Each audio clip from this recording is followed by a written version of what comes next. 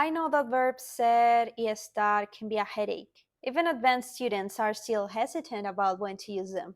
But don't worry, I've come to help you. Welcome to another video to practice your Spanish.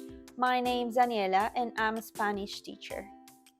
It is common to find that the best way to differentiate them is that ser is used for permanent things and estar for temporary things. However, this is not always accurate, so if you learn this way, you will probably make some mistakes. I think the best thing to do is to list the uses and memorize them. Let's start. El verbo ser. Nationality. Soy venezolana. Origin. Soy de Venezuela. Profession or trade. Soy profesora de español. Mi hermano es carpintero. Definitions. El mango es una fruta tropical. Material. La silla es de plástico. La jarra es de vidrio. Possession. Este celular es mío. Relations. Clara es mi hermana. Alberto es mi mejor amigo. Date. Hoy es 25 de febrero. Time. Son las 5 de la tarde.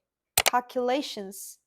1 más 1 es igual a 2. Location of events.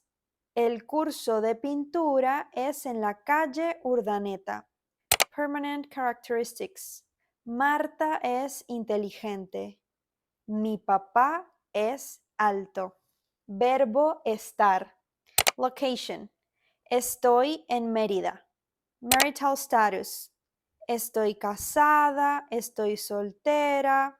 But there is an exception. We say soy viuda. Body positions. Estoy acostada, estoy sentada, estoy de pie, etc. States. La tienda está cerrada. El café está caliente. Emotional states. Estoy enamorada. Estoy triste. Estoy nerviosa. And when we talk about illnesses, chronic or temporary, we always use estar. Estoy enferma. Progressive tenses. Estoy plus verb in gerund. Estoy comiendo, estoy leyendo, estoy aprendiendo español.